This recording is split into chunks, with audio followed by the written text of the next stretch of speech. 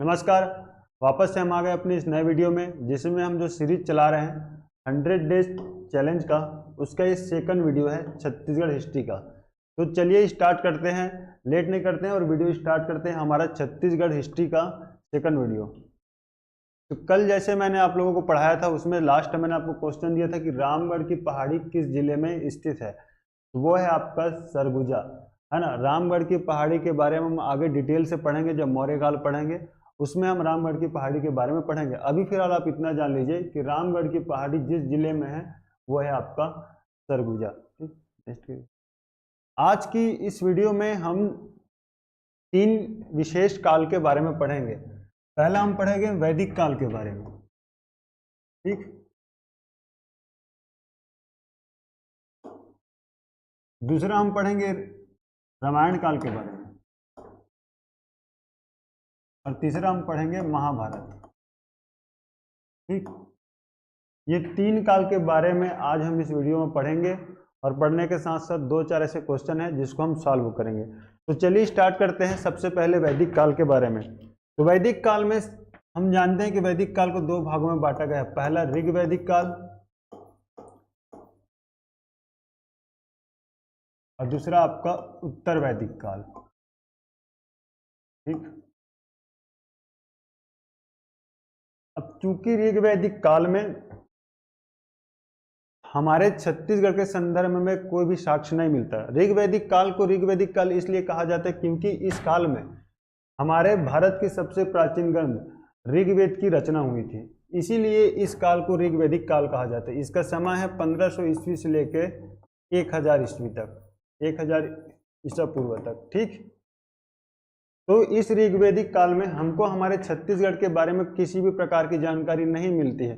यदि क्वेश्चन पूछे कि क्या ऋग्वेदिक काल में छत्तीसगढ़ के संदर्भ से किसी भी प्रकार के साक्ष्य मिलते हैं क्या, तो आंसर आपको नहीं लेना है, क्योंकि ऋग्वेदिक काल में छत्तीसगढ़ के संदर्भ में किसी भी प्रकार के साक्ष्य नहीं मिलते हैं। उसके बाद आते हैं हम उत्तर वैदिक काल।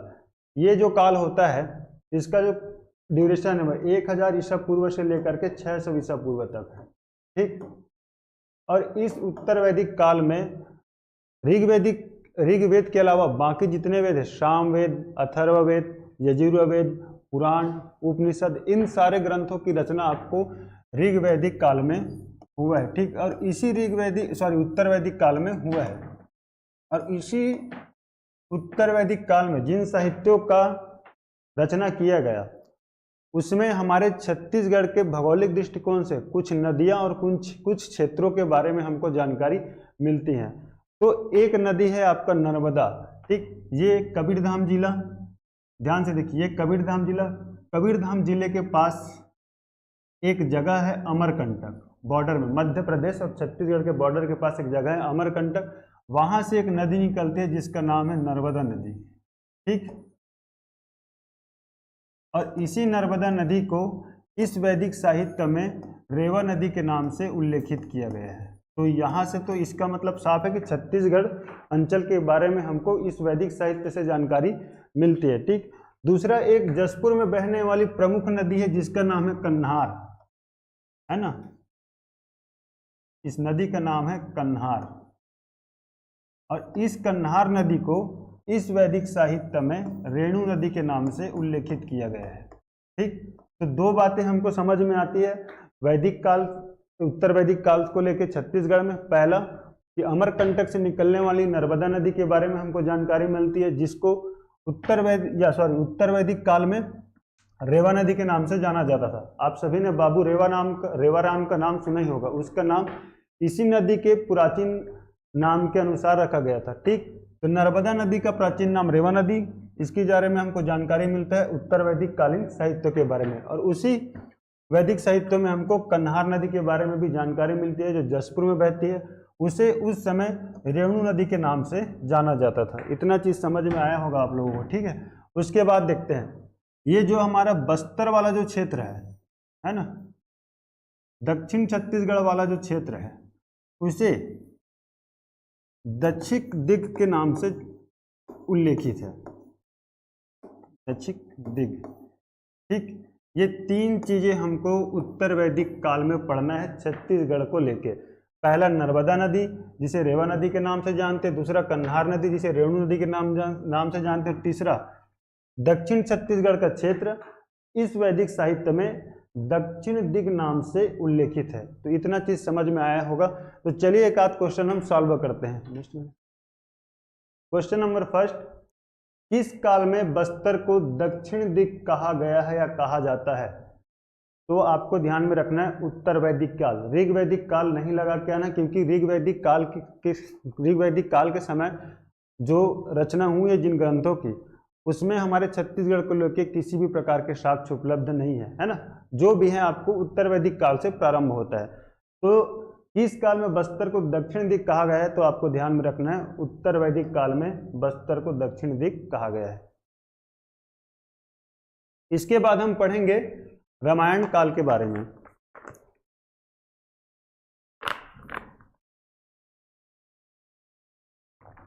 ठीक, अब हम पढ़ेंगे रामायण काल के बारे में।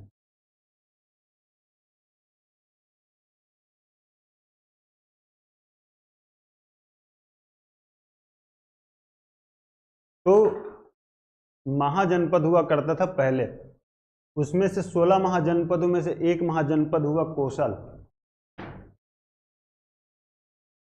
है ना, और उसका राजधानी था अयोध्या। इधर बीच से बहती थी सरयू नदी। अब चूंकि कौशल महाजनपद के दक्षिण में हमारा छत्तीसगढ़ का क्षेत्र कौशल महाजनपद के दक्षिण में उपस्थित होने के कारण इसको कहा गया दक्षिण कौशल। ठीक, ये मैं बात कर रहा हूं रामायण काल छत्तीसगढ़ का।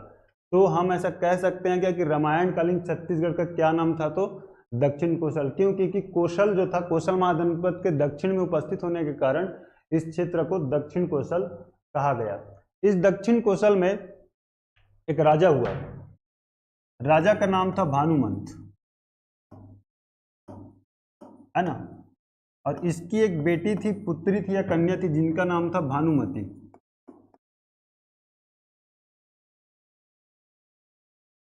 ठीक, अब उत्तर कौशल के एक राजा हुए दशरथ, और इस राजा भानुमंत की जो बेटी थी, है ना, या पुत्री थी, इनका विवाह होता है राजा दशरथ से। इनका विवाह होता है राजा दशरथ से, और चूंकि दक्षिण कौशल से गई होती है भानुमति, इसलिए इसका नाम पड़ता है कौशल्या।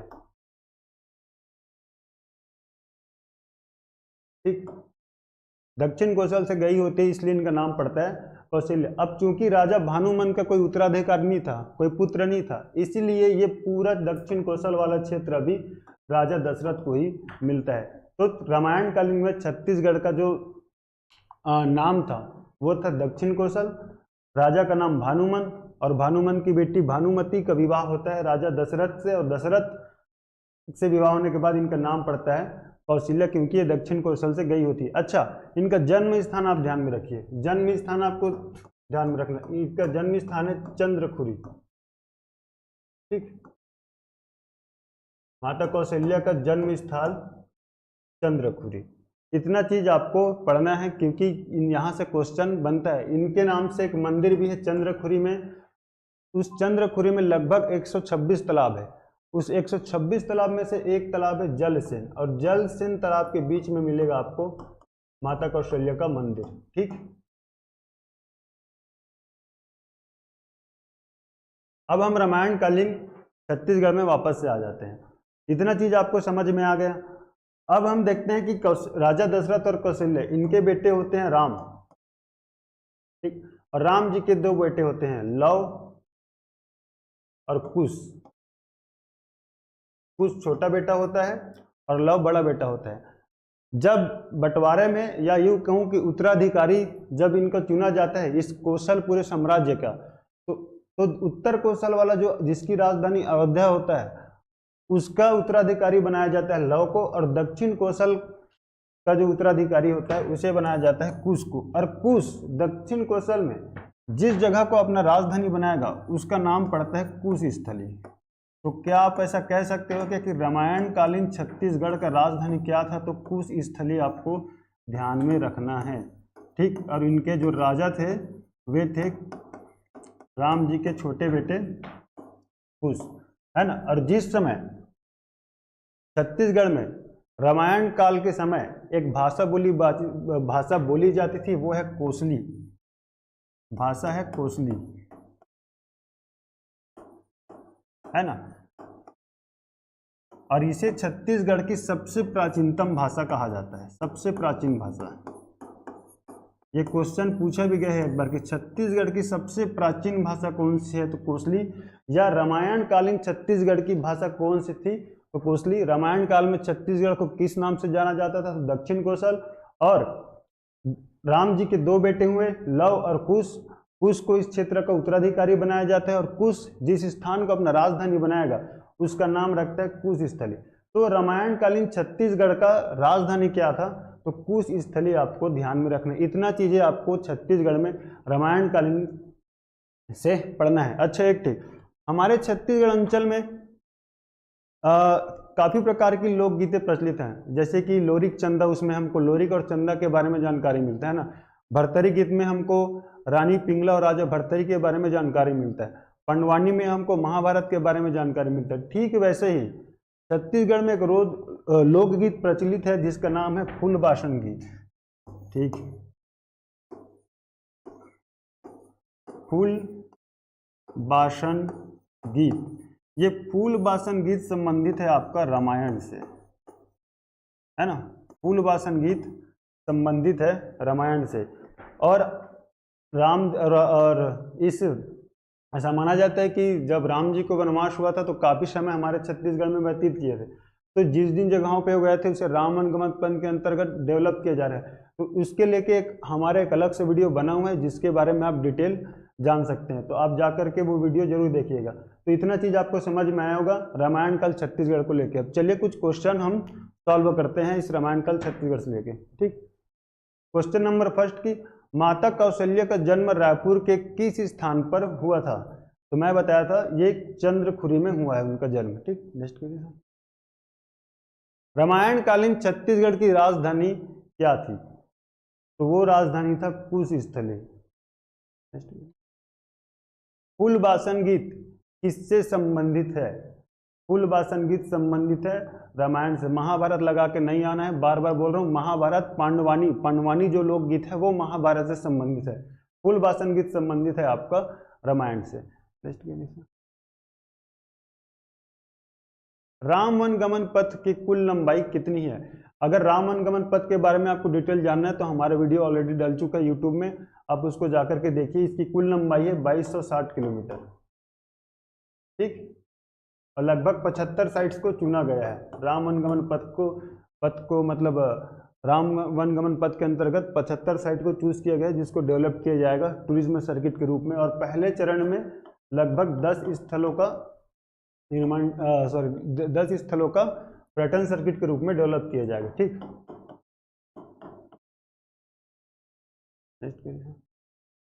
मतंग ऋषि का आश्रम कहाँ है? ये आप हमें कमेंट करके बताइए। आप बस इतना जान लीजिए, मतंग ऋषि जो हैं वे सबरी के गुरु थे, ठीक। और सबरी इसी के आश्रम में रहते थे।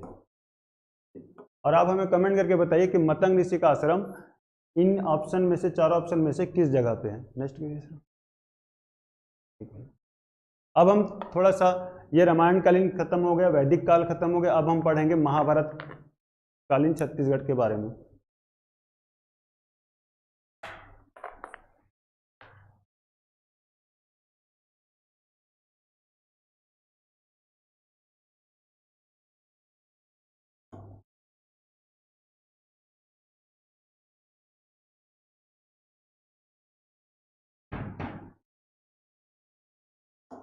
महाभारत कालीन छत्तीसगढ़ के बारे में हम पढ़ेंगे।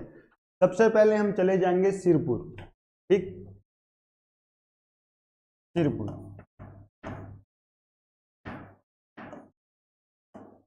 सिरपुर में एक राजकुमारी रहती है जिसका नाम था चित्रांगदा, और इनका विवाह होता है महाभारत के एक योद्धा जिसका नाम रहता है अर्जुन, उनसे। ठीक है। सिरपुर में एक रानी हुई, रानी का नाम थी चित्रांगदा। चित्रांगदा का विवाह होता है अर्जुन से। अब चूंकि ये इस क्षेत्र की राजकुमारी थी, इसीलिए सिरपुर को उस समय चित्रांगदपुर के नाम से भी जानते थे। ठीक, सिरपुर को हम जानते थे चित्रांगदपुर के नाम से। अब चित्रांगदा और अर्जुन से एक बेटा होता है जिसका नाम है बभ्रुवाहन,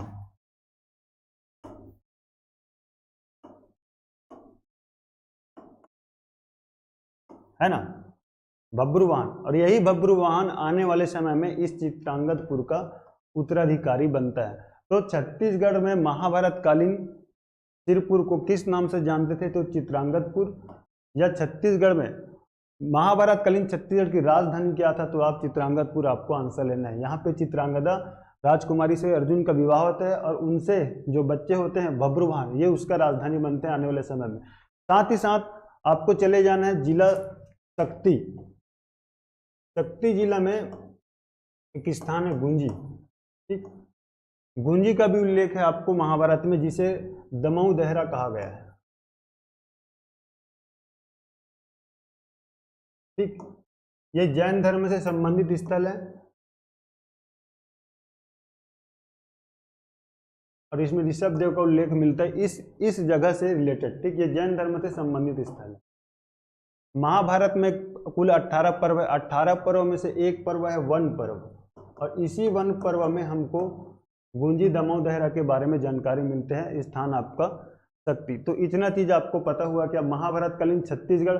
अच्छा, महाभारत काल में छत्तीसगढ़ को किस नाम से जानते थे? ये भी ध्यान में रखिए, प्राक कौशल। ठीक, प्राक कौशल। महाभारत कालीन छत्तीसगढ़ को प्राक कौशल कहा जाता था। राजधानी था चित्रांगदपुर, और बस्तर को कहा जाता था कांतर। बस्तर को बोलते थे कांतर, कांतर या कंतार। ठीक, महाभारत कालीन छत्तीसगढ़ का नाम था प्राक कौशल, बस्तर को बोला जाता था कांतर, और महाभारत कालीन जो राजधानी था छत्तीसगढ़ का वो था चित्रांगदपुर। ठीक, और उसका शासक था बभ्रुवाहन। इतना चीज हमको पढ़ना है। साथ ही साथ शक्ति जिले का एक स्थान गुंजी, जिसे दमऊ देहरा के नाम से जाना जाता था, और ये ऋषभ देव से संबंधित स्थल है जैन धर्म से। ठीक, तो ये तो हो गए कुछ महाभारत कालीन स्थलों के बारे में। नेक्स्ट करते हैं। अब हम देखते हैं थोड़े से अर्जुन के बारे में पढ़े। अब एक राजा मोरध्वज के बारे में थोड़ी सी जानकारी लेते हैं। ठीक,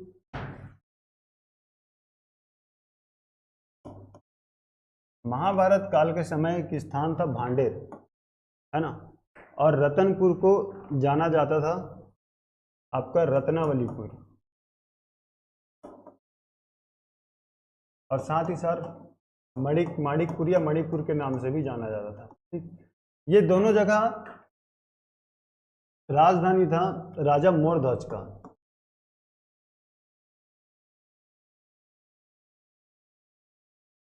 राजा मोरध्वज का राजधानी था, दोनों जगह राजधानी था, है ना।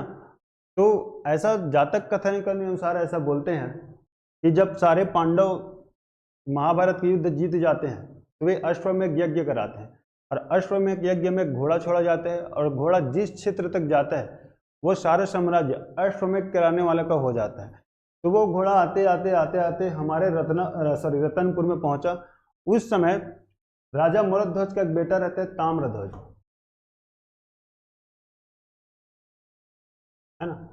ताम्रध्वज उस घोड़े को रोक लेता है और घोड़े को पकड़ के ले आता है भांडेर, और इस बीच में अर्जुन के साथ भी इनका युद्ध होता है ताम्रध्वज का। ताम्रध्वज का युद्ध होगा अर्जुन के साथ। अर्जुन को लगता है कि मैं जीत जाऊंगा, लेकिन ताम्रध्वज जब बाण मारता है तो अर्जुन बेहोश हो जाता है ना। सुबह जब आंख खोलते हैं तो देखते हैं कि कृष्ण जी सामने है। तो अब उनको ऐसा लगता है कि कुछ तो बात है इस ताम्रध्वज में। तो कृष्ण जी बोलते हैं कि तुमसे भी बड़ा मेरा कोई एक और भक्त है जिसका नाम है दानवीर राजा मोरध्वज, ये ताम्रध्वज उसी का बेटा है। तो अर्जुन इस बात को मानने के लिए तैयार नहीं रहता है। तो उनका परीक्षा लेने के लिए कृष्ण और अर्जुन साधु का रूप लेते हैं और यमराज को बनाते हैं शेर, है ना। ये यमराज, ये कृष्ण और ये अर्जुन, है ना, और राजा मोरध्वज का परीक्षा लेते हैं। जब ये राजा मोरध्वज के दरबार में जाते हैं तो वह कहते हैं कि हमारा सिर है वो जो भूखा है और उसे किसी राजकुमार का मांस खाना है, या उसका पेट केवल, या फिर यह जो भोजन में केवल राजकुमार के मांस या राजकुमार के मांस को ही ये ग्रहण करता है। तो राजा ताम्रध्वज ने, राजा मोरध्वज अपने बेटे ताम्रध्वज को आरे से काटेगा और काटने के बाद इस शेर के लिए भोजन बनाएगा। ठीक, तो जिस स्थान पे राजा मोरध्वज ताम्रध्वज को आरे से काटता है वही स्थान आज वर्तमान में आरंग के नाम से जाना जाता है। ठीक, आरंग। और ये आरंग पहले भांडेर कहलाता था महाभारत काल के समय। तो इतना चीज आपको समझ में आया क्या, है ना। राजा मोरध्वज या ताम्रध्वज का राजधानी था रत्नावलीपुर या मणिपुर, ये रतनपुर का ही महाभारत कालीन नाम है। ठीक, भांडेर, अब भांडेर में चूंकि अपने पुत्र ताम्रध्वज का आरे से काट देते हैं शरीर को बीचों बीच, इसीलिए इस क्षेत्र का नाम पड़ा आरंग। तो आरंग का प्राचीन नाम या महाभारत कालीन नाम है आपका भांडेर। तो इतना चीज आपको ध्यान में रखना है। तो चलिए अब क्वेश्चन सॉल्व करते हैं 2-4। नेक्स्ट, महाभारत काल में आरंग को किस नाम से जाना जाता था? अभी थोड़ा देर पहले बताए पीछे, उसको जाना जाता था भांडेर के नाम से। चित्रांगदपुर आपको नहीं लगाना है आंसर, चित्रांगदपुर सिरपुर का प्राचीन नाम। अच्छा, एक चीज और, ये जो खल्लवाटिका है, महासमुंद में एक जगह है खल्लारी, है ना, इसी खल्लारी को महाभारत काल में खल्लवाटिका के नाम से जाना जाता था। ठीक, यहां पे आपको मिलेगा महाभारत कालीन लाक्षागृह और भीमखो या भीम के पद चिन्ह, ये सब महाभारत कालीन साक्ष्य या महाभारत कालीन स्थल है। खल्लारी जिला महासमुंद, इसे महाभारत काल में खल्लवाटिका के नाम से जाना जाता था। यहाँ पे महाभारत कालीन आपको लाक्षागृह या भीमखो के साक्ष्य मिलेंगे। ठीक, नेक्स्ट, महाभारत काल में छत्तीसगढ़ का क्या नाम था? तो छत्तीसगढ़ का नाम था प्राक कौशल। महाभारत में छत्तीसगढ़ को प्राक कौशल के नाम से जाना जाता है। दमोदर आपका गुंजी शक्ति बताया अभी, जो ऋषभ देव से संबंधित है। ठीक, और कांतर कहा जाता था बस्तर को। नेक्स्ट, अष्टधाई में प्रथम बार कौशल या दक्षिण कौशल का उल्लेख मिलता है, इसके रचनाकार कौन है? तो अष्टधाई के रचनाकार है पन्नी। ठीक, आपको चाणक्य, विष्णु शर्मा, वेदव्यास, ये सब आंसर नहीं लेना है, पन्नी ये ध्यान में रखना है, क्योंकि अष्टधाई में पहली बार कौशल या दक्षिण कौशल का नाम उल्लेखित है। तो कहीं ना कहीं उनके रचनाकार से आपको क्वेश्चन पूछ सकता है। महाभारत के वन पर्व में छत्तीसगढ़ के किस स्थान का नाम वर्णित है? मैं आपको बताया था वो स्थान है आपका ऋषभ तीर्थ। ठीक, ऋषभ तीर्थ जो गुंजी या दमऊ दहरा में स्थित है। ठीक, तो महाभारत के वन पर्व में छत्तीसगढ़ के जिस स्थान का नाम उल्लेखित है वो है ऋषभ तीर्थ, जिसे गुंजी या दमऊ दहरा के नाम से भी जानते हैं। नेक्स्ट क्वेश्चन, निम्न में से कौन सा स्थल अर्जुन पुत्र बब्रुवाहन की राजधानी थी? अब तो हमने पढ़ा है पीछे कि चित्रांगदपुर था उसका राजधानी, है ना, लेकिन इसमें तो चित्रांगदपुर दिया ही नहीं है। तो आपको थोड़ा सा लॉजिक लगाना है कि सिरपुर का ही पुराना नाम चित्रांगदपुर था। तो आंसर आपको लेना है सिरपुर, कंफ्यूज नहीं होना है, चित्रांगदपुर का ही महाभारत काल में सिरपुर कहा जाता था। ठीक, और ये अर्जुन पुत्र बब्रुवाहन की राजधानी थी। ठीक, नेक्स्ट क्वेश्चन, महाभारत के भीष्म पर्व में महानदी का नाम बताया गया है। ये क्वेश्चन महानदी का प्राचीन नाम अक्सर हर एक एग्जाम में कहीं ना कहीं क्वेश्चन पूछता है। तो आप एक चीज ध्यान में रखिए, है ना, सिर्फ वायु पुराण में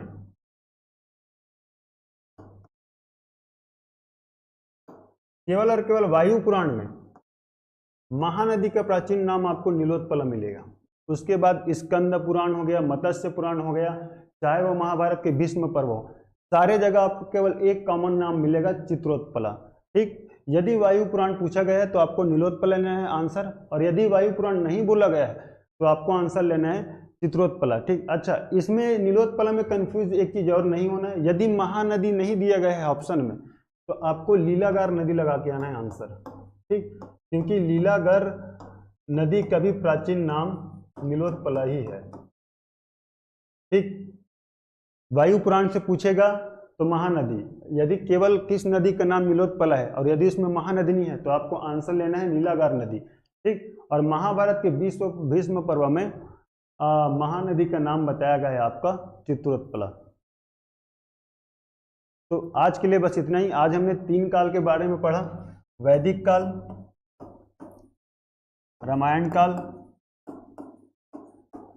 और महाभारत काल, ठीक। कल हम ये छत्तीसगढ़ के पर्सपेक्टिव से हमने आज पढ़े हैं, है ना। कल हम स्टार्ट करेंगे मौर्य काल, फिर उसके बाद हम कंटिन्यू करेंगे। कल का वीडियो हो सकता होगा थोड़ा लंबा बने, तो आज के लिए बस इतना ही। आप अपना तैयारी बेहतर करेंगे। तब तक थैंक यू सो मच।